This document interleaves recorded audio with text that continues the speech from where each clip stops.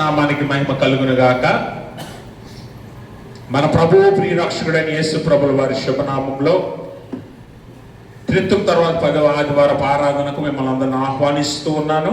అలాగే ఈ ఆదివారము ఆరాధనలో మనందరం ఇలాగన కూడుకొని దేవుని నామాన్ని మహిమపరుస్తూ దేవుని పరిశుద్ధ వాక్యాన్ని ధ్యానించే భాగ్యాన్ని ఆ దేవాది దేవుడు మనందరికీ కలుగజేసినందుకే మొదటిగా తండ్రి అయిన దేవుని కృతజ్ఞతాస్తుతులు చెల్లిస్తూ ఆయన ఆత్మతో సత్యంతో ఆరాధించడానికి కూడి వచ్చిన మీ అందరికీ ప్రభుపెట్ట వందనాలు. అందరికీ వందనాలు.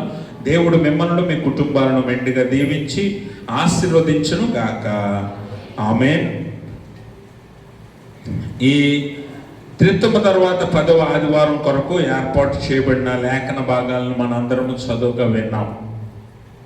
పాత నిబంధన పాఠ్య భాగముగా ఇర్మియా గ్రంథము 7వ అధ్యాయము మొదటి 7 వచనాలు, పత్రిక పాఠ్య భాగముగా హెబ్రీ పత్రిక 3వ అధ్యాయం 7 నుంచి 15 వరకున్న లేఖన భాగాన్ని, అలాగే సువార్త పాఠ్య భాగం మత్తయి సువార్త 11వ అధ్యాయం 16 నుంచి 24 వరకున్న లేఖన భాగాలను మనం చదువుకున్నాం.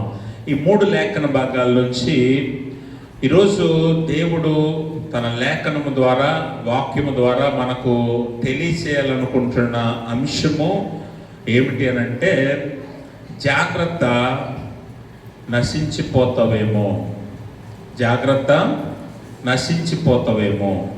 ఎందుకు ఈ మాట ఈ లేఖనము ద్వారా దేవుడు మనకు తెలియజేస్తున్నాడంటే, వాస్తవంగా మనము మన ఆత్మీయ జీవితాల్లో, విశ్వాస జీవితాలలో, మన అనుదిన జీవితాలలో మనము చేసే దేవుణ్ణి మనం ఎరుగున్నాం కాబట్టి, దేవుణ్ణి మనం నమ్ముకున్నాం కాబట్టి, దేవుణ్ణి సన్నిధికి మనం వస్తున్నాం కాబట్టి మనం ఏమనుకుంటామంటే మన భక్తి, మన విశ్వాసం, మన నీతి క్రియలు మనల్ని ఏదో ఒక రకంగా రక్షిస్తాయి అని అనుకుంటాం. అందుకనే దేవుడు ఈరోజు ఈ లేఖనాల ద్వారా మనల్ని హెచ్చరిస్తున్నాడు. నీ భక్తిని బట్టో, నీ నీతిని బట్టో, నీ విశ్వాసాన్ని బట్టో నువ్వు రక్షించబడుతున్నావు అని నువ్వు అనుకుంటే ఖచ్చితంగా నువ్వు నశించిపోతున్నావు. అందుకే జాగ్రత్త, నశించిపోతావేమో. ఎందుకనంటే మన భక్తిని, మన విశ్వాసాన్ని, మన నమ్మకాన్ని మనం నమ్ముకొని మన విశ్వాస జీవితాన్ని జీవిస్తున్నామేమో, ఒకవేళ అది దేవుని దృష్టికి అంగీకారం కాదేమో అన్న విషయాన్ని మనం తెలుసుకోవాలి. అందుకనే పాత నిబంధనలో దేవుడు ఇశ్రాయేలీయులతో ఇర్మియా ప్రవక్త ద్వారా మాట్లాడుతూ మరి కొన్ని మాటలను తెలియజేస్తూ ఉన్నాడు. వాస్తవానికి మనం చదువుకున్న ఇర్మియా లేఖనము 7వ అధ్యాయము మొదటి నుంచి 7 వచనాల వరకు ఉన్న భాగాన్ని దేవాలయ సందేశం అంటాం, టెంపుల్ సెర్మన్ అంటాం. ఈ టెంపుల్ సెర్మన్లో ఒక భాగము ఇది. ఈ టెంపుల్ సెర్మన్లో ఇర్మియా ప్రవక్త వాస్తవంగా ఎవరు? ఇశ్రాయేలీయులకు దేవునికి మధ్యవర్తిగా దేవుడు ఎన్నుకున్న ఒక దేవుని ప్రవక్త. అయితే ఈ ఇర్మియా ప్రవక్త ఇశ్రాయేలీయులు చేస్తున్న పాపాన్ని చూసి, వారి జీవిస్తున్న పాపపు జీవితాన్ని చూసి వారి మధ్య విలపించే ప్రవక్త అని పేరుంది కదా ఇర్మియాకి కదా. ఆ విలపించి కన్నీరు కారుస్తూ ఇశ్రాయేలు పక్షంగా దేవునికి మొరపెడుతూ వారి మధ్య పరిచర్య చేస్తున్న ప్రవక్త. అయితే ఈ ప్రవక్త ద్వారా దేవుడు కొన్ని మాటలను ఇశ్రాయేల్ జనాంగానికి తెలియజేస్తూ ఉన్నాడు. అవి ఏమిటి అని అంటే, వాస్తవంగా ఇశ్రాయేలీయులు వారి జీవితాన్ని ఎలా జీవిస్తున్నారంటే, ఆలయానికి వస్తున్నారు, ఆరాధనలు చేస్తున్నారు, అర్పణలు ఇస్తున్నారు, ప్రార్థనలు చేస్తున్నారు, కానీ వారి పాపపు జీవితం మారట్లేదు. అందుకనే ఇర్మియాతో అంటాడు, నువ్వు దేవాలయపు ద్వారం దగ్గర నిలబడి ఆలయానికి రాబోతున్న ప్రజలందరితో ఒక మాట చెప్పు. ఏంట మాట? చూడండి ఒకసారి 7వ అధ్యాయంలో నిలువబడి ఈ మాట అచ్చటనే ప్రకటింపుము, యెహోవాకు నమస్కారము చేయుటకై ఈ ద్వారములో లోబడి ప్రవేశించి యోధావారులారా యెహోవా మాట వినుడి. సైన్యములకు అధిపతియు ఇశ్రాయేలు యొక్క దేవుడునకు యెహోవా ఎలాగూ సెలవిచ్చుచున్నాడు. నేను ఈ స్థలమున మిమ్మల్ని నివసింపజేయనట్లు మీ మార్గములను మీ క్రియలను మీ మార్గాలు మీ క్రియలు మీరు దిద్దుకోకుండా, మీ అంతరంగిక ఆత్మీయ జీవితాన్ని మార్చుకోకుండా, మీరు ఆలయంలోనికి చక్కగా ప్రవేశిస్తూ అర్పణలు ఇస్తూ ప్రార్థనలు చేస్తూ ఆరాధనలు చేస్తూ దేవుణ్ణి మెప్పిస్తున్నాం అనుకుంటున్నారు. మీరు దేవుని ఎదుట నీతి జీవితాన్ని మేము జీవిస్తున్నాం అనుకుంటున్నారు. మా భక్తి మాకు సరిపోతుంది అనుకుంటున్నారు. మా విశ్వాసం గొప్పది అనుకుంటున్నారు. కానీ దేవుడు చెప్తున్నాడు, మీ ఆత్మీయ జీవితము బాహ్య జీవితము రెండు మారకపోతే, మీ మార్గాలు మీరు దిద్దుకోకపోతే, మీ ఆత్మీయ జీవితాలు మార్చుకోకపోతే, మీ జీవితాల్లో ఆశీర్వాదం చూడకపోగా దేవుని ఉగ్రతను కూడా మీరు చూస్తారు. అందుకనే నాశనం అయిపోతావు జాగ్రత్త అని దేవుడు హెచ్చరిస్తున్నాడు. మన భక్తినే చూసి మనం ఏమనుకుంటున్నామంటే, ఆదివారం చాలా మంది రారు, నేనైతే 4 ఆదివారాలు వెళ్తానని ఒకడు. అవునా? అవునా కాదు? కొంతమంది ఏమో రాలేని వారు ఉంటారు. వారిని చూసి వచ్చేవాడు ఏమనుకుంటాడు, నేను 4 వారాలు వెళ్తాను, నా విషయంలో దేవుడు నన్ను ఎంతో ఆశీర్వదిస్తాడని ఒకడు అనుకుంటాడు. ప్రార్థన చేయని వాడిని చూసి చేసేవాడు ఏమనుకుంటాడు, నేను ప్రార్థన చేస్తున్నాను కాబట్టి దేవుడు నన్ను ఆశీర్వదిస్తాడు, దేవుడు నాకు పరలోకం ఇస్తాడు.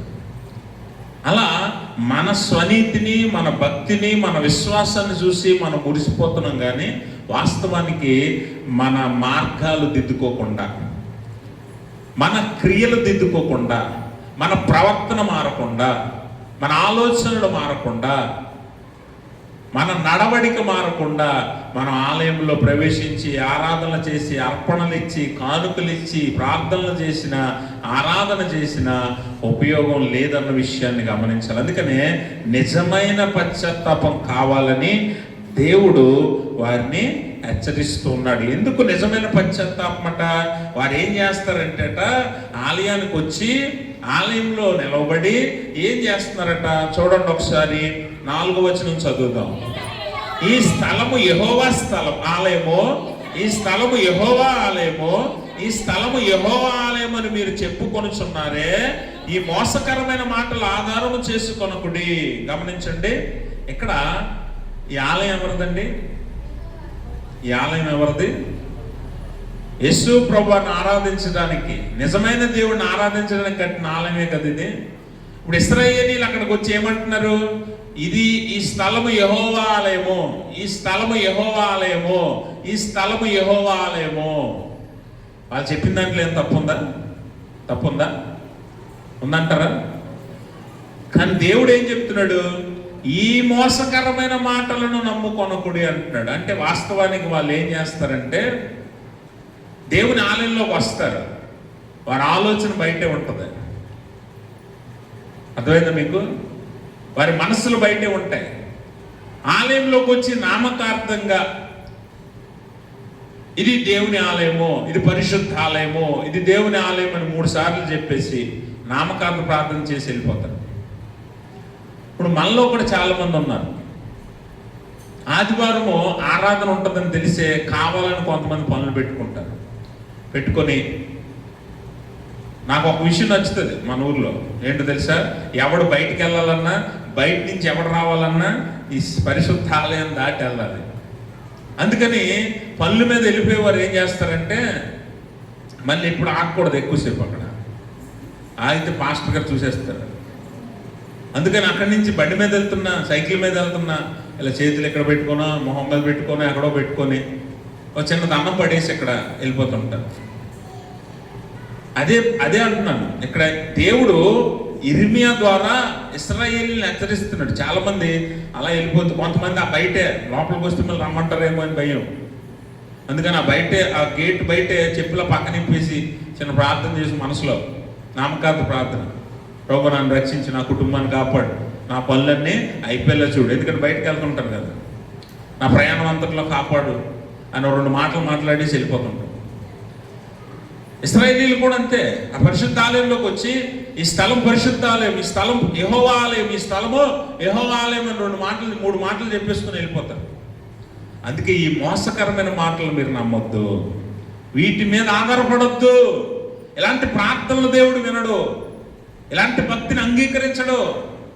అన్నిటికంటే ముఖ్యంగా నీ మార్గాలు దిద్దుకోవాలి, నీ క్రియలు దిద్దుకోవాలి. అవి మానకపోతే ఆలయంలోకి వచ్చిన అర్పణలు ఇచ్చిన, కానుకలు ఇచ్చిన, నువ్వు ఇంకెన్ని చేసినా దేవుడు అంగీకరించడు అని ఇర్మియా ద్వారా వారందరినీ హెచ్చరిస్తూ ఉన్నాడు. అందుకనే నీ తప్పుడు నమ్మకాన్ని పక్కన పడి, తప్పుడు నమ్మకం ఏంటి? అక్కడ నిలబడి ప్రార్థన చేసేస్తే చాలు. ఇశ్రాయేలీయుల తప్పుడు నమ్మకం ఏంటో తెలుసా? వారి మధ్యలో పరిశుద్ధ ఆలయం ఉంది కాబట్టి దేవుడు మమ్మల్ని రక్షిస్తున్నాడు అని. అందుకే ఆలయం గురించి 3 సార్లు చెప్పేసి వెళ్ళిపోతారు. ఇది పరిశుద్ధ ఆలయము అని చెప్పి, ఈ ఆలయము మా మధ్యలో ఉంది కాబట్టి, దేవుని సన్నిధి మా మధ్యలో ఉంది కాబట్టి దేవుడు మమ్మల్ని రక్షిస్తున్నాడు, కాపాడుతున్నాడు అనే ఒక తప్పుడు నమ్మకంలో వారు ఉన్నారు. వాస్తవానికి ఆలయం వారి మధ్యలో ఉందని దేవుడు వారిని రక్షించట్లేదు, కానీ దేవుని కృప, దేవుని ప్రేమను బట్టి వారిని రక్షిస్తున్నాడన్న సత్యాన్ని వారు మర్చిపోతున్నారు. అందుకనే ఆలయాన్ని బట్టి వారు అతిశయిస్తారు. ఇశ్రాయేలీయులు ఆలయాన్ని బట్టి అతిశయిస్తారు. ఈరోజు మన క్రైస్తవ లోకంలో కూడా చాలా మంది ఆలయాన్ని బట్టి అతిశయిస్తారు. కొన్ని కోట్ల విలువ చేసి ఎన్నో గొప్ప గొప్ప ఆలయాలు కడుతూ ఉన్నారు కదా. మేము పలానా ఆలయానికి వెళ్తామని గొప్పలు చెప్పుకునేవారు ఉన్నారు, మా ఆలయం ఇంత గొప్పదని చెప్పుకునేవారు ఉన్నారు. ఆలయాన్ని బట్టి దేవుడు సంతోషించడు. అందుకే దేవుని వాక్యం అంటది, హస్తకృత ఆలయాలలో నేను నివాసము చేయను, కానీ 2-3 నా నామమును ఎక్కడ కూడి ఉంటారో వారి మధ్య నేను ఉంటాను. అంటే ఆలయము ప్రాముఖ్యం కాదు, ఆలయము ప్రాముఖ్యం కాదు. ఆలయము కంటే గొప్పవాడు యేసు ప్రభుల వారిని మనం ఎప్పుడు దృష్టిస్తామో, ఆయన వైపు ఎప్పుడు చూసి మన బ్రతుకులు మార్చుకుంటామో, మన క్రియలు మార్గాలు దిద్దుకుంటామో, అప్పుడు మన ప్రార్థన దేవుడు ఆలకిస్తాడు. మన మధ్య దేవుడు ఉంటాడు, మనతో దేవుడు నడుస్తాడు. అంతేగాని దేవుడు మనల్ని ఆలయాన్ని బట్టి రక్షిస్తున్నాడని ఇశ్రాయేలీయులు నమ్మినట్లుగా ఒక నామకార్థ ప్రార్థన చాలా మంది. అందుకనే నేను చాలాసార్లు చెప్తూ ఉంటాను మీకు, ఏదో వారానికి ఒకసారో, లేకపోతే 4 వారాలకు ఒకసారో, నెలకు ఒకసారో, లేకపోతే బల్లారాధనకో, లేకపోతే ఏదో ప్రార్థనలకి నామకార్థంగా హాజరయ్యే వారందరూ కూడా తెలుసుకోవాల్సింది ఏంటంటే, ఏదో నామకార్థంగా నెలకు ఒకసారి వచ్చి బలలో పాలుపంపులు పొందితే దేవుడు నా పాపాలన్నీ గడిగేస్తాడు, నన్ను పరిశుద్ధినిగా చేసేస్తాడు, పరలోకం దేవుడు నాకు ఇచ్చేస్తాడు అనే ఒక తప్పుడు నమ్మకంలో కొంతమంది ఉన్నారు. లేకపోతే వారంకి ఒకసారి, వారం అంతా ఎలా బతికినా వారంకి ఒకసారి ఆదివారం దేవుని సన్నిధిలో గడిపేస్తే ఒక 2 గంటలు కళ్ళు మూసుకొని కూర్చుంటే నా బతుకు దేవుడు దీవించేస్తాడు, నేను కోరుకున్నవన్నీ దేవుడు ఇచ్చేస్తాడు అనే ఒక తప్పుడు నమ్మకంలో ఈరోజు క్రైస్తవులు చాలా మంది ఉన్నారు. అందుకనే మీ బ్రతుకులు, మీ బాహ్య జీవితం, మీ లోకంలో మీరు జీవిస్తున్న జీవితం మారకుండా ఎక్కడికి వచ్చి ఆరాధనలు చేసినా, అర్పణలు ఇచ్చినా, ఎన్ని చేసినా, ప్రార్థనలు చేసినా దేవుడు అంగీకరించను వారి ఇశ్రాయేలీయులకు ఇర్మియా ద్వారా హెచ్చరిస్తూ ఉన్నాడు. అందుకనే అంటాడు, మీరు బ్రతుకు మార్చుకోవాలంటే, మీ తీరు మార్చుకోవాలంటే, మీ మార్గాలు మార్చుకోవాలంటే మీరు ఏం చేయాలంటే అంటాడు. అక్కడ చూడండి, 6వ వచనం 5వ వచనం చదవాలి. అలాగనగా మీ మార్గములను, మీ క్రియలను మీరు యథార్థముగా చక్కపరుచుకొని, ప్రతివాడు తన పొరుగువాని ఎడల తప్పక న్యాయము జరిగించి, పరదేశులను, తండ్రి లేని వారిని, విధవరాండ్రను బాధింపకయు, ఈ చోట నిర్దోష రక్తము చిందింపకయు, మీకు కీడు కలుగు చేయి అన్ని దేవతలను అనుసరింపకయు నుండిన ఎడల ఈ స్థలమున తమకు నిత్యముగా నుండుటకై పూర్వకాలమున నేను మీ పితరులకు ఇచ్చిన దేశమున మిమ్మను కాపురం ఉంచుదును. గమనించండి, దేవుడు అంటున్నాడు, మీ బ్రతుకులు మార్చుకుంటే, మీ మార్గాలు మార్చుకుంటే, మీ క్రియలు మీరు దిద్దుకుంటే, నేను మీకు ఇచ్చిన వాగ్దానాన్ని నెరవేర్చి మిమ్మల్ని, మీ కుటుంబాలను నేను ఆశీర్వదిస్తాను, మీ పితరులకు ఇచ్చిన ఆశీర్వాదాన్ని మీకు నెరవేరుస్తాను. అయితే మీ బ్రతుకులు ఎలా మారాలట? మీరు నీ పొరుగు వారి పట్ల న్యాయం జరిగించాలి, పరదేశులను, విధవరాండ్లను, అనాథలను మీరు ఆదరించాలి, అలాగే అన్య దేవతల తట్టు మీరు తిరగకూడదు. అన్య నమ్మకాలు, అన్య విశ్వాసాల తట్టు మీరు తిరగకూడదు అని దేవుడు వారిని హెచ్చరిస్తూ ఉన్నాడు. దయచేసి గమనించండి ప్రభునందు ప్రియమైన స్నేహితులారా, ఈరోజు భక్తి, విశ్వాసము, ఆత్మీయ జీవితాన్ని అందరూ కలిగి ఉన్నారు, కానీ అది యథార్థమా కాదా అన్నదే ప్రశ్న. దేవుడు అడుగుతున్నాడు, నీ భక్తి యథార్థమా, నీ విశ్వాసం యథార్థమా, నీ ఆత్మీయ జీవితం యథార్థమా? ఆలయంలో నువ్వు ఉన్నంత వరకు కాదు, బయటికి వెళ్ళాక కూడా అదే యథార్థతను నువ్వు పాటిస్తున్నావా అన్నదే దేవుడు అడుగుతున్నాడు. అందుకనే నీ మార్గాలు దిద్దుకోవాలి, నీ క్రియలు మార్చుకోవాలి. ఈరోజు మనిషి మధ్య న్యాయం లేదు కదా. ఆనాడు ఆమోసు గ్రంథంలో మనం చూస్తే 8వ శతాబ్దపు ప్రవక్తగా ఆమోసు మనకు కనిపిస్తాడు.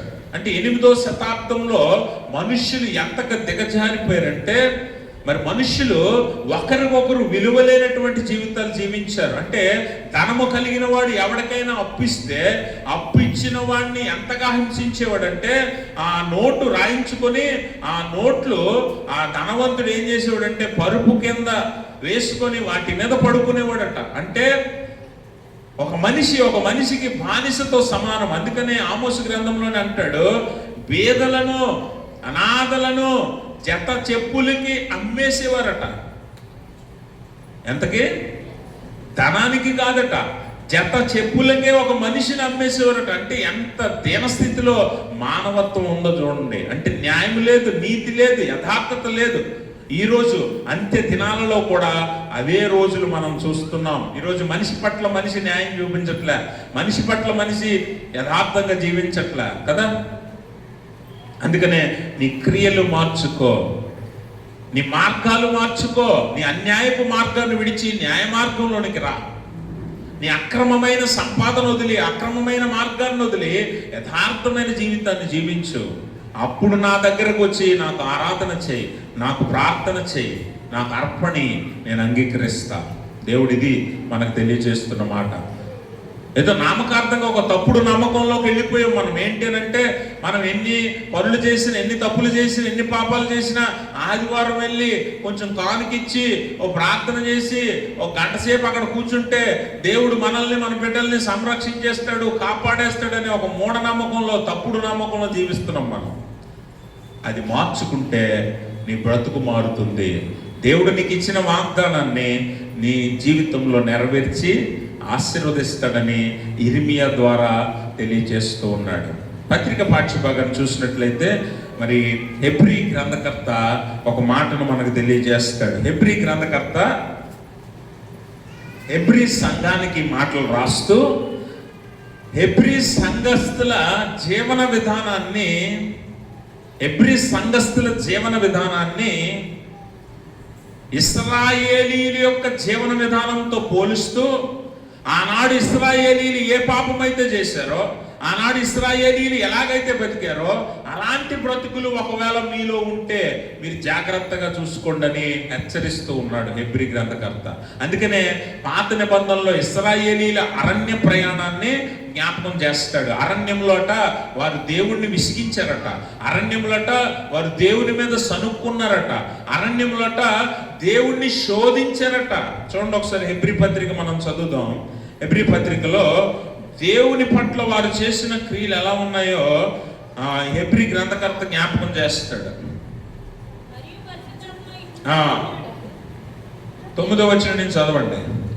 40 సంవత్సరములు నా కార్యములను చూచి మీ పితరులు నన్ను పరీక్షించి శోధించిరి, కావున నేను ఆ తరము వారి వలన విసిగి వీరెల్లప్పుడూ తమ హృదయాలోచనలలో తప్పిపోవచ్చున్నారు, నా మార్గములను తెలుసుకొనలేదు, కనుక నేను కోపముతో ప్రమాణము చేసినట్టు వారు నా విశ్రాంతిలో ప్రవేశింపరని చెప్పి తిని. గమనించారా?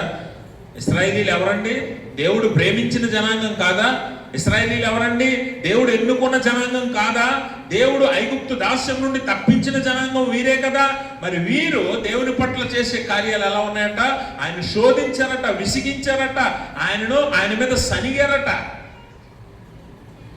దేవుడు చివరికి వారి మీద విసిగిపోయి ఏ విశ్రాంతిలోకి అయితే వారిని నడిపిస్తానని మాట ఇచ్చాడో ఆ విశ్రాంతిలోకి చేరకుండా వారిని అరణ్యంలోనే నశింపచేశాడు దేవుడు. గమనించండి, నాశనం అయిపోతావేమో, జాగ్రత్త. నిన్ను పిలిచిన వాడెవరో? దేవుడే కదా. నిన్ను సంరక్షించేవాడెవరో? దేవుడే.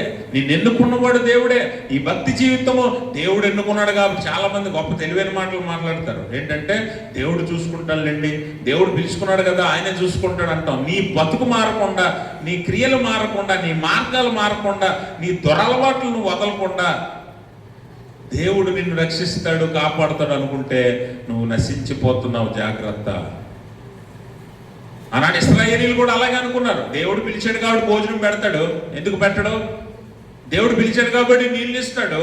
అన్నీ ఇచ్చాడు దేవుడు, గుర్తుపెట్టుకోండి. అన్నీ ఇచ్చాడు, నీకు కూడా అన్నీ ఇచ్చాడు. కానీ నీ బతుకు మారట్లేదు. దేవుడు చూస్తున్నాడు. నీ మార్గాలు మార్చుకోవట్లేదు, నీ దురలవాట్లు విడిచిపెట్టట్లేదు, నీ మాటలు మారట్లేదు, నీ ప్రవర్తన మారట్లేదు. కానీ దేవుని ఆశీర్వాదాలు మాత్రం నీకు కావాలంటున్నావు. దేవుడు అడుగుతున్నాడు. నేను అన్నీ నీకు ఇస్తానన్నాను కదా, అన్నీ ఇస్తున్నాను కదా, మరి నీ బ్రతుకు మారిందా? నీ మార్గాలు దిద్దుకున్నావా? నీ క్రియలు దిద్దుకున్నావా అని దేవుడు అడుగుతున్నాడు. నీ దగ్గర సమాధానం ఉందా? అందుకనే ఆనాడు ఇశ్రాయేలీయులు చేసిన తప్పు మీరు కూడా చెయ్యొద్దు అని హెబ్రీ గ్రంథకర్త హెచ్చరిస్తూ 12వ వచనంలో అంటాడు, సహోదరులారా, జీవము గల దేవుని విడిచిపోవునట్టి విశ్వాసము లేని దుష్ట హృదయము మీలో ఎవని అందైనను ఒకవేళ ఉండునేమో అని జాగ్రత్తగా గమనించండి. ఆనాడట ఎంతో మంది ఇశ్రాయేలీయులు దేవుని చేత పిలువబడినప్పటికీ వారందరూ కూడా దుష్ట హృదయం కలిగి దేవుని విడిచిపోయారట. అలా మీరు ఎవరైనా ఉన్నాడేమో ఒకసారి జాగ్రత్తగా చూసుకోండి. మీ దుష్ట హృదయం మీలో ఒకవేళ ఉంటే ఇప్పుడే సరి చేసుకోండి. అలాంటి దుష్ట హృదయం లేదా దుష్టాలోచన లేదా దేవుణ్ణి విడిచిపోవునట్టు ఒక మూఢనమ్మకము, తప్పుడు నమ్మకము మీకుంటే ఇప్పుడే మీరు సరి చేసుకోండి అని హెబ్రీ గ్రంథకర్త తెలియజేస్తూ అంటాడు. మన జీవితాన్ని మార్చుకోవాలంటే చేయాల్సిన పనులు ఏంటంటే, మొట్టమొదటిది నేడు అనే సమయం ఉండగానే మన బ్రతుకులు మార్చుకోవాలంట. చూడండి ఒకసారి హెబ్రీ పత్రిక 3వ అధ్యాయము 7వ వచనం చదవండి. మరియు పరిశుద్ధాత్మ ఇట్లు చెప్పుచున్నాడు, నేడు మీరు ఆయన శబ్దము వినిన ఎడల అరణ్యములో శోధన దినమందు కోపము పుట్టించినప్పటి వలె మీ హృదయాలను కఠినపరచుకోవద్దు. అర్థమైందా మీకు? నేడు మీరు ఆయన శబ్దం వినినప్పుడు ఈ రోజే నీకు దేవుడు పిలుపునిస్తున్నాడు. ఈ రోజే వాక్యము ద్వారా నిన్ను హెచ్చరిస్తున్నాడు. This is the last day maybe అవ్వచ్చు, this is the final day అవ్వచ్చు నీ జీవితంలో. ఇది భయపెట్టడానికి కాదు, దేవుడు హెచ్చరిక చేస్తున్నాడు. సమయం ఉన్నప్పుడే మన జీవితాల్లో దేవుడు కోరుకొనిన మార్పును మనం చేసుకోవాలి. అందుకే నేడు అని సమయం ఉండగానే మనం ఏం చేయాలంట? మన మార్గాలను దిద్దుకోవాలి, మన క్రియలను సరి చేసుకోవాలి, మన బ్రతుకులు మార్చుకోవాలి. ఒకవేళ మార్చుకోలేకపోతే, సమయము దాటిపోతే మనము నశించిపోతామేమో, జాగ్రత్త. అందుకనే నేడు అనే సమయము నీకు ఇచ్చాడు దేవుడు. రేపు అనేది నీ జీవితంలో ఉంటుందని ఎప్పుడూ నమ్మకం. అర్థమైందా? దేవుని కృప ఉంటే ఉంటుంది అంతే. రేపు చేయొచ్చు. అందుకని ఎప్పుడు కూడా రేపటి పని ఈ రోజే చేయమంటారు. ఎందుకో తెలుసు, చిన్నప్పుడు స్కూల్ నుంచి కూడా డిసిప్లిన్ నేర్పేటప్పుడు ఏమంటారంటే రేపటి పని ఈ రోజే చెయ్యంటారు. ఎందుకో తెలుసా? రేపు అనేది ఉండొచ్చు, ఉండకపోవచ్చు, నీకు మనకి కదా. అందుకని రేపటి మీద ఎప్పుడు ఆశ పెట్టుకో, కానీ దేవుని మీద నమ్మకం పెట్టుకో, దేవుని మీద నిరీక్షణ ఉంచు. దేవుడు నీకు ఇస్తే రేపు ఉంటుంది, లేదంటే లేదు. అందుకే నేడు అనే సమయం ఉండగా, అందుకే కొరింథీ పత్రికలో కూడా 2వ కొరింథీ పత్రిక 6వ అధ్యాయం 12వ వచనంలో అపోస్తలుడైన పౌలు అంటాడు, అమ్మా మళ్ళీ చదవండి, మీ ఎడల అంతఃకరణము 6వ అధ్యాయం 2వ వచనం చదువుతున్నారు. 2 కొరింథీ 6వ అధ్యాయం 2వ వచనం చదవండి. అనుకూల సమయమందు మీ మొర ఆలకించితిని, రక్షణ దినమందు మిమ్మల్ని ఆదుకొంటిని అని ఆయన చెప్పుచున్నాడు కదా. ఇదిగో ఇప్పుడే మిక్కిలి అనుకూల సమయము, ఇదిగో ఇదే రక్షణ దినము. ఈ రోజే నీకు దేవుడిచ్చిన అవకాశమేమో, చివరి అవకాశమేమో జ్ఞాపకం చేసుకో. ఇంకా ఉందిలే అనుకోవటానికి లేదు కదా, ఇంకా ఉందిలే అనుకోవటానికి లేదు. ఈరోజు మనం చాలా మందిని చూస్తూ ఉన్నాం, ఇంతలో కనబడి అంతలో మాయమైపోయి ఆవిరి వంటి వారం మనం కదా. ఉన్నారులే అనుకుంటాం, బాగుంటారులే అనుకుంటాం, కానీ అంతలోనే మాయమైపోతారు మనుషులు. అందుకనే నేడే రక్షణ దినం, ఇదే అనుకూల సమయం. ఈరోజు సమయం ఉండగానే నువ్వు మారు మనస్సు పొందాలి, నీ క్రియలు మార్చుకోవాలి, నీ భక్తిని, విశ్వాసాన్ని, నీ ఆత్మీయ జీవితాన్ని చూసి మురిసిపోవద్దు. ఇందాక నేను చెప్పినట్లుగా ఒకరితో ఒకరు పోల్చుకొని వాళ్ళకంటే నేను గొప్పోడినే, వాళ్ళకంటే నేను గొప్పదాన్నే, నేను 4 వారాలు వస్తాను, వాళ్ళు 2 వారాలు వస్తారు, నేను ప్రతి ప్రార్థనలో కూర్చుంటాను, వాళ్ళు ప్రార్థనలకే రాదు అని అనుకుంటూ మనల్ని మనమే మోసం చేసుకుంటున్నాం. వాస్తవానికి మన ఆత్మీయ జీవితాలు, అంతరంగిక జీవితాలు, మన క్రియలు, మార్గాలు మారకపోతే దేవుడు అంగీకరించడు. మనకు తెలియకుండానే నశించిపోతున్నాం, అది గుర్తుపెట్టుకో. మనకు తెలియకుండానే నాశనంలోకి వెళ్ళిపోతున్నాం. అందుకనే నేడని సమయం ఉండగానే నువ్వేం చేయాలట, మారు మనసు పొందాలి, దిద్దుకోవాలి. రెండవది, ఈ హెబ్రీ గ్రంథకర్త అంటాడు, అవిశ్వాసం కలిగి ఉండొద్దు. ఏం కలిగి ఉండొద్దు? అవిశ్వాసం కలిగి ఉండక నీ హృదయ కాఠిన్యాన్ని తీసివేసి విడిచిపెట్టి. అవిశ్వాసం వల్ల చాలా ప్రమాదం జరుగుతుంది. అవిశ్వాసం వల్ల మన ఆత్మీయ జీవితం నశించిపోయే ప్రమాదం ఉంది. నీ హృదయంలో ఉన్న కాఠిన్యాన్ని విడిచిపెట్టాలి నువ్వు. కాఠిన్యం అంటే ఏంటి? కఠినత్వం. హృదయ కఠినత్వం అంటే ఎలా ఉంటుందంటే, హృదయము బండలా మారిపోద్దట. హృదయము బండలా మారిపోయి ఆ హృదయంలోనికి ఏది కూడా లోనికి వెళ్ళదట. ఆ హృదయాల్ని నువ్వు మార్చుకోకపోతే, ఆ హృదయంలో ఉన్న కఠినత్వాన్ని తీసేయకపోతే నువ్వేం చేయాలట, నువ్వు మారలేవు, ఆత్మీయ జీవితాన్ని మార్చుకోలేవు. ఈరోజు చూడండి, చాలామంది కొంచెం కఠిన హృదయాలు ఉంటారు. కఠిన హృదయాలు ఎలాంటి వారంటే, ఆనాడు నేను చెప్పినట్లుగా మనుషుల పట్ల కఠినంగా ఉండేవారట. ఎంత కఠినంగా అంటే, అప్పిచ్చిన వాడు మరి తిరిగి ఇవ్వకపోతే సమయానికి, కొన్నిసార్లు మనలో కూడా చూస్తూ ఉంటాం కదా, అప్పిచ్చినప్పుడు మనము ఇంత సమయం అని చెప్తాం, ఆ సమయం దాటిపోతే మనం వారి మీద అంత ఎత్తున ఎగురుతూ ఉంటాం కదా. మీరు గమనించండి, ధనము శాశ్వతం కాదు, మనిషి శాశ్వతం కాదు. అందుకనే అక్కడ ఇర్మియా గ్రంథకర్త ద్వారా దేవుడు తెలియజేస్తున్నాడు, విధవలు, అనాథలు, తండ్రి లేనటువంటి వారు, బేదలైనటువంటి వారిని మీరు ఏం చేయాలట, కనికరించాలి, వారి పట్ల కృప చూపాలి. నీకంటే దీనస్థితిలో ఉన్నప్పుడే కదా అప్పు అడుగుతాడు ఎవడైనా వచ్చి నీ దగ్గరికి, అవునా? నీకంటే కష్టంలో ఉన్నప్పుడే కదా సహాయం అడుగుతాడు ఎవరైనా. అలాంటి వానికి సహాయం చేయటానికి నీ చేయిని చాపాలి. అప్పిచ్చి దాని మీద వడ్డీలేసి క్రైస్తవ జీవితం ఇది కాదు.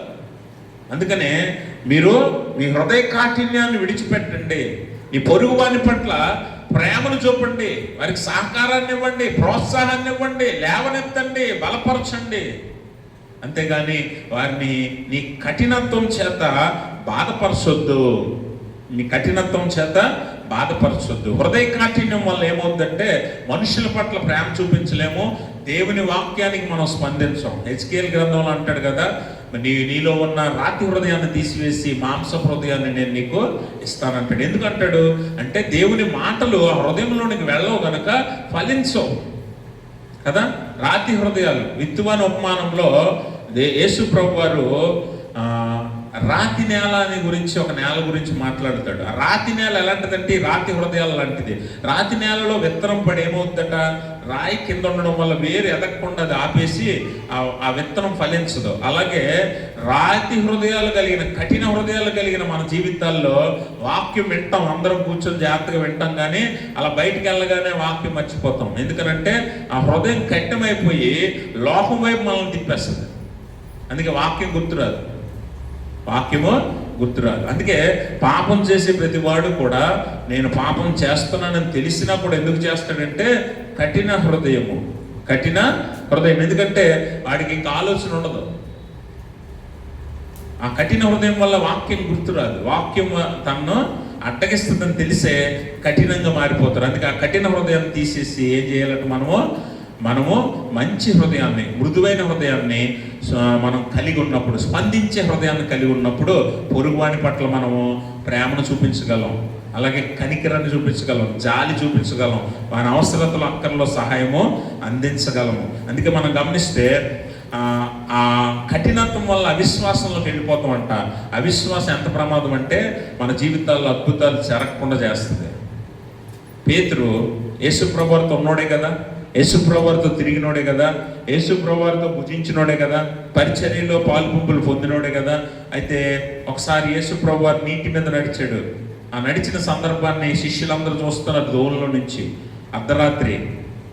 అయితే శిష్యుల్లో పేతురుకి ఒక ఆలోచన వచ్చింది. ప్రభు నడిచాడంటే నాకు నడాలనిపిస్తుందని ఒక ఆశ పుట్టింది. ప్రభుని అడిగాడు, ప్రభువా నేను కూడా నీళ్ల మీద నడవనా అన్నాడు. భూమి మీద ఇప్పటి వరకు పుట్టిన మనుషుల్లో నీటి మీద నడిచిన ఒకే ఒక్క మనిషి పేతురు. దేవునికి స్తోత్రం. అయితే పేతురు ఏమన్నాడు, ప్రభువా నేను నీళ్ళ మీద నడుస్తాను అన్నాడు. నడువు అన్నాడు దేవుడు. అన్నప్పుడు ఆ దోణిలో నుంచి అడుగులు కిందకి వేసినప్పుడు నీటి మీద నిలబడ్డాడు పేతురు. నిలబడి అడుగులు ముందుకెళ్తూ దేవుణ్ణి సమీపించే లోపే ఏమైందనంటే అవిశ్వాసం వచ్చింది. ఏమొచ్చింది? అవిశ్వాసం వచ్చి మునిగిపోతుంటే యేసుప్రభు చేయి పట్టుకొని పైకి లేపి అవిశ్వాసి అని పిలిచాడు పేతుర్ని. అవిశ్వాసము, నీలో విశ్వాసం లేకపోతే నువ్వు అద్భుతాన్ని ఎప్పటికీ చూడలేవు. అందుకని నమ్ముట నీ వలనైతే నమ్మువానికి, అనగా నువ్వు నమ్మే నీ దేవుడికి సమస్తము సాధ్యమే. Everything possible in the name of Jesus. యేసు ప్రభు వారి నామములో సమస్తము సాధ్యమవుతుంది. అయితే నమ్మడం నీ పని. అపనమ్మకం ఉంటే, అవిశ్వాసం ఉంటే నువ్వు అద్భుతాన్ని చూడలేవు ఎప్పటికి కూడా. మరణపు పడక మీద ఉన్నప్పుడు కూడా, లేకపోతే మెదల్లేని పరిస్థితుల్లో కూడా, అనారోగ్యంతో ఉన్నప్పుడు, ఆర్థిక ఇబ్బందులు ఉన్నప్పుడు, ఇంకా నీ జీవితం అయిపోయింది అనుకున్నప్పుడు కూడా నీ విశ్వాసమే నీకు అద్భుతాన్ని చేసి చూపిస్తుంది. అలా అద్భుతం చూడాలంటే అల్ప విశ్వాసం ఉండకూడదు, అవిశ్వాసం ఉండకూడదు. అవిశ్వాసం ఎప్పుడు ఉంటుందట? నీ హృదయం కఠినమైపోయి వాక్యానికి స్పందించకపోతే అల్ప విశ్వాసం ఉంటుంది. దేవుడు చేస్తాడేంట్లే, దేవుడు ఎందుకు చేస్తాడు, దేవుడు చేయగలడా అనే అనుమానాలు, సందేహాలు మనలో కలుగుతాయి. అందుకనే పేతురు ఎలాగైతే యేసుప్రభు వారి దగ్గరికి వెళ్ళే క్రమంలో తన విశ్వాసాన్ని కోల్పోయి మునిగిపోయాడో, అలా మీరు ఉండక విశ్వాసంతో మంచి హృదయం కలిగి అందరినీ ప్రేమిస్తూ మీరు ముందుకు వెళితే ఖచ్చితంగా ప్రభువుని చేరుకుంటారట. అందుకనే హెబ్రీ పత్రికలో చివరి మాటగా అంటాడు, 14వ వచనం చదవండి. మీ హృదయాలను కఠినపరచుకొనుకుడి. అమ్మా, ఆయన చెప్పాను కనుక. మీరు హెబ్రీ పత్రిక 3వ అధ్యాయం 14వ వచనం చదవండి. అదేనా? చదవండి. మీ హృదయమును కఠినపరచుకొనుకుడి, ఆయన చెప్పాను కనుక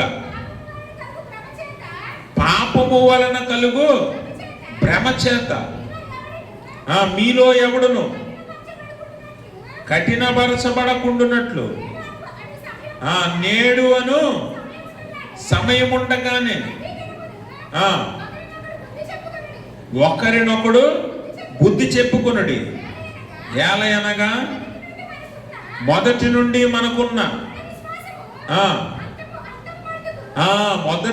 మనకున్న దృఢ విశ్వాసం అంతము మట్టుకు గట్టిగా చేపట్టిన ఎడల, గమనించారా? చివరిదాకా నీకున్న విశ్వాసం చేపడితేనే, గట్టిగా పట్టుకుంటేనే ఏమవుద్దట? క్రీస్తుతో భాగస్థులు అవుతామట. క్రీస్తుతో పరలోక రాజ్యాన్ని ప్రవేశిస్తామట, క్రీస్తుతో వారసులం అవుతామట.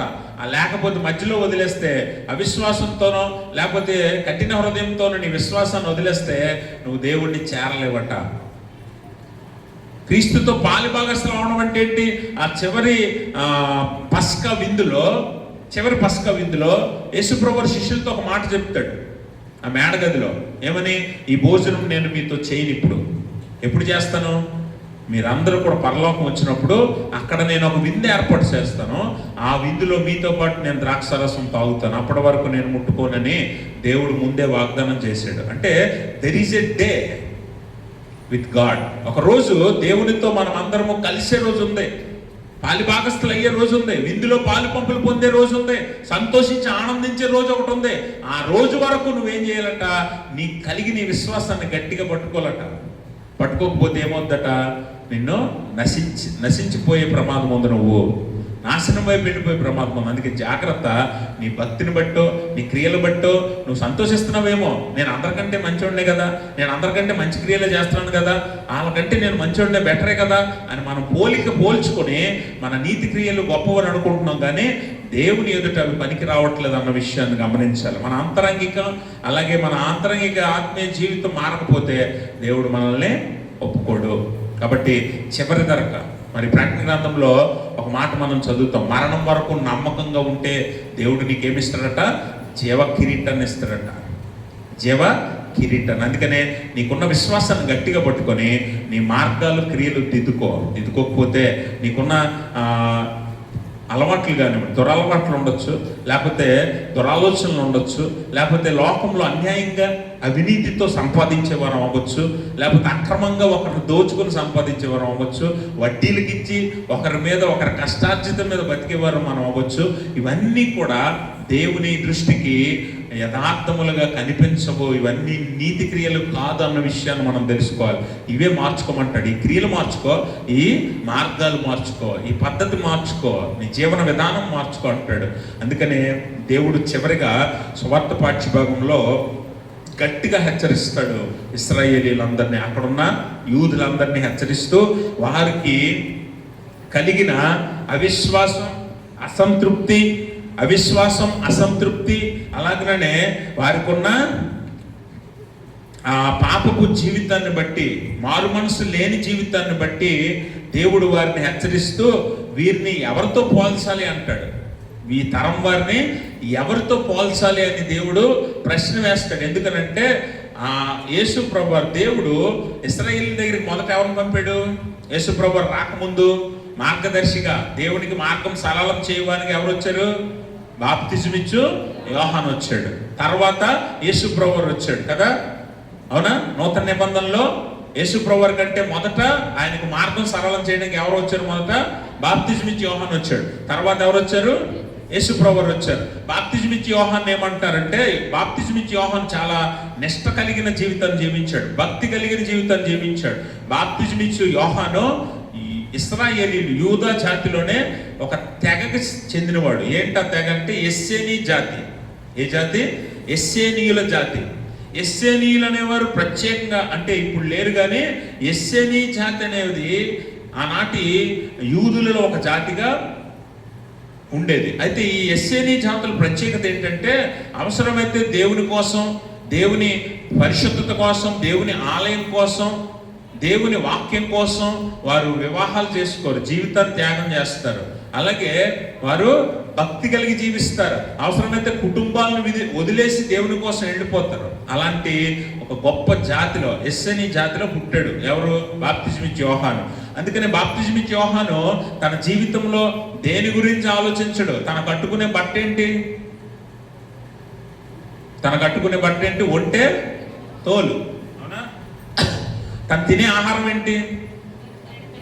అడవి తేనె మిడతలు. అంటే తినటానికి బతికేవాడు కాదు యోహాను. మనలో చాలా మంది తినటానికే బతుకుతారు, కానీ యోహానుగా బతకటానికి తినేవాడు. ఏదో బతకాలి కాబట్టి కొంచెం అడవి తేనె తాగి, ఏదో దొరికిన మిడతలు తిని, ఆ ఒంటి చర్మాన్ని కప్పుకొని తన జీవితాన్ని జీవించాడు. అయితే భక్తి కలిగిన వాడుగా, సాధారణమైన జీవితానికి దూరంగా జీవించేవాడు. అతన్ని ఏమంటున్నారు ఈ ప్రజలు? ప్రజలు ఏమంటున్నారంటే దయ్యం పట్టింది అంటున్నారు. యేసు ప్రభు వారు వచ్చాడు. యేసు ప్రభు వారు యోహాన్లా కాకుండా సుంకం వసూలు చేసే వారితోనూ, పాపులతోనూ, అల్పులతోనూ, రోగం కలిగిన వారితో తిరుగుతున్నాడు. యేసు ప్రభు వారిని ఏమన్నారు? తిరుగుబోతూ, తిండిపోతూ, తాగుబోతూ, పాపులకు స్నేహితుడని యేసు ప్రభు వారిని అన్నారు. మన బుద్ధి ఎలాంటిదంటే, మనిషి బుద్ధి ఎలాంటిదంటే, బాగున్నోడినైనా అంటాం, బాగోలేనోడినైనా అంటాం కదా. వాస్తవానికి యోహాను యేసు ప్రభు వారి ఇద్దరిలో కూడా ఏ పాపం కనిపించదు. యేసు ప్రభు వారు అంటాడు, నాలో పాపం ఉందని ఎవడైనా స్థాపించగలడా? Anyone can state that sin is in me అని అంటాడు. అంటే పాపం నాలో ఉందని ఎవడైనా చెప్పగలడా? స్థాపించగలడా? చెప్పగలడా కాదు, స్థాపించగలడా అంటే నిరూపించగలడా ఎవడైనా అని క్వశ్చన్ వేసాడు యేసు ప్రభు వారు. అంటే ఆయనలో ఏ పాపం లేదు, పరిశుద్ధుడు. యోహాను గురించి యేసు ప్రభు వారు సాక్ష్యం ఇస్తాడు కదా. స్త్రీలు కనిన నరులందరిలో యోహాను శ్రేష్ఠుడు. యోహాను కూడా పరిశుద్ధుడు వంటి వాడే. మరి యోహానులో పాపం లేదు, యేసు ప్రభు వారి పాపం లేదు. ఈ ఇద్దరిని లోకం ఏమంటుంది? ఒకరినేమో దయ్యం పట్టినోడు అంటుంది, ఇంకొకరినేమో పాపులకు స్నేహితుడు అంటుంది. మనలో కూడా భక్తిగా ఉన్న వారిని మిగిలిన వాళ్ళు అందరూ చచ్చికొచ్చే వాళ్ళే. గుర్తుపెట్టుకోండి, బయట వాళ్ళు ఎవరు లేరు, చచ్చికొచ్చిన వాళ్ళే. ఎవరైనా భక్తిగా ఉన్నారనుకోండి, మిగిలిన వాళ్ళు అందరూ కలిసి ఏం చేస్తారు? ఎవరికైనా భక్తి మాకు లేదా అని భక్తి ఉన్న వాళ్ళని విమర్శిస్తుంటాం మనం కదా. భక్తి ఉన్న వాళ్ళని మనం విమర్శిస్తూ ఉంటాం, వారిలో తప్పులు ఎంచుతూ ఉంటాం. మన బుద్ధి అలాంటిది. అందుకే వారు ఏం కోరుకున్నారట ఆనాటి తరం వారు, ఈనాటి తరం వారు కూడా అంతే. దేవుడికి నచ్చినట్టు మనం ఉండకూడదు, మనకు నచ్చినట్టు దేవుడు ఉండాలి. అది అందరి ఇష్టం. మనుషులకి ఏం కావాలి? దేవుడికి నచ్చినట్టు మనం ఉండకూడదు. ఎందుకంటే దేవుడు నియమాలు, నిబంధనలు పెడతాడు. అది చేయకూడదు, ఇది చేయకూడదు అంటాడు. అది నచ్చదు మనుషులకి. అందుకనే మనుషులు ఏం కోరుకుంటారంటే దేవుడు అనేటోడే మనకు నచ్చినట్టు ఉండాలి. అందుకని ఈరోజు దేవుడు చేసిన మనుషులు చేసిన దేవుళ్ళు ఉన్నారు కదా. అందుకే మనుషులు కూడా దేవుళ్ళని చేసుకున్నారు చాలామంది. ఎందుకంటే వాళ్ళకి నచ్చినట్టు ఉండాలి ఆ దేవుడు. మేము ఏం చేసినా అడగకూడదు అన్నట్టుగా మనుషులే కొంతమంది దేవతలను, దేవుళ్ళను సృష్టించుకున్నారు. అందుకే యేసు ప్రభువు అంటాడు, ఈ తరం వారిని ఎవరితో పోల్చాలి? వారు వీధిలో ఆడుకునే పిల్లల్లా ఉన్నారు. బుద్ధి లేదు వాళ్ళకి, జ్ఞానం లేదు వాళ్ళకి. అందుకనే ఆయన అంటాడు, అయ్యో కొరజీనా, బెత్సయిదా, మీకు చేసిన అద్భుతాలు తూరు సీదోను పట్టణాలకు చేస్తుంటే వారు పూర్వమే గోని పట్ట కట్టుకొని మీకంటే ముందే మారు మనసు పొంది ఉండేవారు. ఈరోజు విశ్వాసంలోకి వచ్చి నువ్వు, ఎందుకంటే మీరు గమనించాలి, తూరు సీదోను రెండు కూడా అన్య పట్టణాలు. అంటే ఇశ్రాయేలీయులు కానివారు ఉండే పట్టణాలు, అన్య దేశాలు, అవి అన్య పట్టణాలు. అందులోకి యేసు ప్రభువు వారు ఎప్పుడు వెళ్ళా, ఆ పట్టణాల్లో ఎప్పుడు అద్భుతాలు చేయలా, ఆ పట్టణాల్లో ఎప్పుడు స్వస్థతలు చేయలా, ఆ పట్టణాల్లో ఎప్పుడు బోధించలా. కానీ కొరజీనా, బెత్సయిదా పట్టణాలు గలిలే పట్టణాలు, అంటే ఇశ్రాయేలీయుల పట్టణాలు. ఈ పట్టణాల్లో దేవుడు అద్భుతాలు చేశాడు, స్వస్థతలు చేశాడు, బోధించాడు, గొప్ప కార్యాలు చేశాడు. మీరు గమనించండి, ఇప్పుడు అన్యులకు విశ్వాసులకు మధ్య, అన్యులకు చేయలే దేవుడు. నిన్ను పిలిచాడు కదా, నిన్ను ఎన్నుకున్నాడు కదా, నీ జీవితంలో ఎప్పటిదాకా ఎన్ని మేలు చేశాడో లెక్క పెట్టుకో. ఇప్పుడు దాకా నిన్ను సజీవంగా ఉంచాడు కదా, ఇప్పటిదాకా నీకు కావాల్సిన తీర్చాడు కదా, నీ అక్కర్లు తీర్చాడు, ఆశలు తీర్చాడు, కోరికలు తీర్చాడు. ఆ రోగం వస్తే బాగుపరిచాడు, వ్యాధి వస్తే స్వస్థపరిచాడు, మీ అవసరాలు అన్నింటిని ఇప్పుడు దాకా ఉన్నాడు కదా. ఇప్పుడు అంటున్నాడు దేవుడు, నీ మారు మనసు లేదు కదా, నీకు చేసిన క్రియలు అన్నిటికి చేసి ఉంటే వాడు ఎప్పుడో మారిపోయి ఉండేవాడు. నువ్వు ఇంకా మారట్లేదు. అందుకనే తీర్పు దినమున వారి స్థితి కంటే నీ స్థితి బహు భయంకరంగా ఉంటుందని కొరజీనా, బెత్సయిదా పట్టణాలను ఉద్దేశించి మాట్లాడుతున్నాడు. కపెర్నహూము యేసు ప్రభు వారు సువార్త కేంద్రం. ఆయన ఎప్పుడు వెళ్ళినా కపెర్నహూములో ఎక్కువ సువార్త చేస్తాడు. అలాంటి కేంద్రం ఎలాగుందట? కపెర్నహూమా, చదవండి అక్కడ ఏమనంటాడు, మత్తయి సువార్త 11వ అధ్యాయం. ఇక్కడ సువార్త ప్రకటించబడింది కాబట్టి, నీకు సువార్త అందించబడింది కాబట్టి, నీకు అద్భుతాలు చేశాను, ఆశ్చర్యకార్యాలు చేశాను, నిన్ను ఆస్వాదించాను, దీవించాను, హెచ్చించాను అనుకుంటున్నావు కదా. చివరికి నువ్వేమవుతావట? నువ్వు మారు మనసు పొందకపోతే, నీ క్రియలు దిద్దుకోకపోతే నువ్వు ఆకాశం దాకా హెచ్చించబడతాను అనుకుంటున్నావు నువ్వేమో, కానీ పాతాళానికి దిగిపోతావు. నీకు చేసిన అద్భుత కార్యాలు సొదొమలో చేసుంటే, సొదొమ పట్టణం ఎలాంటిది? సొదొమ గొమొర్రా పట్టణాలు దేవుడు ఏం చేశాడు? అగ్ని గంటకములతో కాల్చేసాడు. అవి అన్య దేశాలు, అవి అన్య పట్టణాలు. వారికి ఎప్పుడు దేవుడు అద్భుతాలు చేయలా, వారికి ఎప్పుడు దేవుడు స్వస్థత కార్యాలు చేయలా, వారికి ఎప్పుడు దేవుడు సువార్తను ప్రకటించలా. అలాంటి దేశాలలో పాపం నిండిపోతేనే ఆ దేశాలను క్షమించలేదే. దేవుడు నీ మధ్యకు వచ్చి నీ జీవితాల్లో, నీ కుటుంబాల్లో మేలులు చేసి, ఆశీర్వాదాలు చేసి, దీవెనలు ఇచ్చి నేను ఎంతగా హెచ్చిస్తే, ఇంకా నీ బతుకు మారకపోతే, ఇంకా నీ మార్గం దిద్దుకోకపోతే, ఇంకా నీ క్రియలు మార్చకపోతే, ఖచ్చితంగా వారికంటే నీ స్థితి బహుభయంకరంగా ఉంటుంది. అందుకనే తీర్పు దినమున సీదోను, తీర్పు దినమున ఆ సొదొమ గొమొర్రా పట్టణాల స్థితి నీ స్థితి కంటే వారవదగినది అని అంటాడు. అంటే దేవుని పట్టణాలైనటువంటి కొరసీన, బెత్సైదా, కపెర్నహూము వంటి పట్టణాలు దేవుని అద్భుతాలు చూసే, ఆశీర్వాదాలు చూసే, దేవుని ఆశీర్వాదాలను రుచి చూసినా మారు మనసు పొందట్లా. అందుకని హెచ్చరిస్తున్నాడు దేవుడు. క్రైస్తవులుగా నిన్ను పిలిచాడు, నీ జీవితంలో అద్భుతాలు చేశాడు, మేలులు చేశాడు, స్వస్థతలు చేశాడు, నీకు కావాల్సినవన్నీ ఇచ్చాడు, నీ అవసరతలు తీర్చాడు, అక్కర్లు తీర్చాడు. అయినా కూడా నీ మారు మనసు రావట్లేదు, నీ క్రియలు మారట్లేదు, నీ మార్గాలు మార్చుకోవట్లేదు. అంత్య దినమున, తీర్పు దినమున నశించిపోతావేమో, జాగ్రత్త. అందుకనే దేవుడు హెచ్చరిస్తున్నాడు పట్టణాలను బట్టి. ఆ పట్టణాలు నశించిపోయి, ఆ పట్టణాలు భూమి మీద లేవు, ఆనవాళ్ళు లేదు. అందుకనే ఈరోజు మనల్ని అందరినీ హెచ్చరిస్తున్నాడు దేవుడు. తన బిడ్డలుగా జనాంగముగా పిలిచిన మనల్ని, ఆలయంలో ప్రవేశిస్తున్న మనల్ని దేవుడు హెచ్చరిస్తున్నాడు. దుష్ట హృదయం ఉందేమో జాగ్రత్తగా చూసుకో, నీ క్రియలు, నీ మార్గాలు దిద్దుకో, చివరి వరకు నీ విశ్వాసాన్ని గట్టిగా పట్టుకో. దేవుడిచ్చే బహుమానాన్ని పొందేలాగిన, దేవుడు మెచ్చిన జీవితం నువ్వు జీవించేలాగిన నీ జీవితం అంతటిని మార్చుకో, వాక్యానుసారంగా జీవించు. అట్టి స్థితి దేవుడు తన పరిశుద్ధాత్మ ద్వారా మనందరికీ దయచేయును గాక. ఆమేన్. సమస్త జ్ఞానం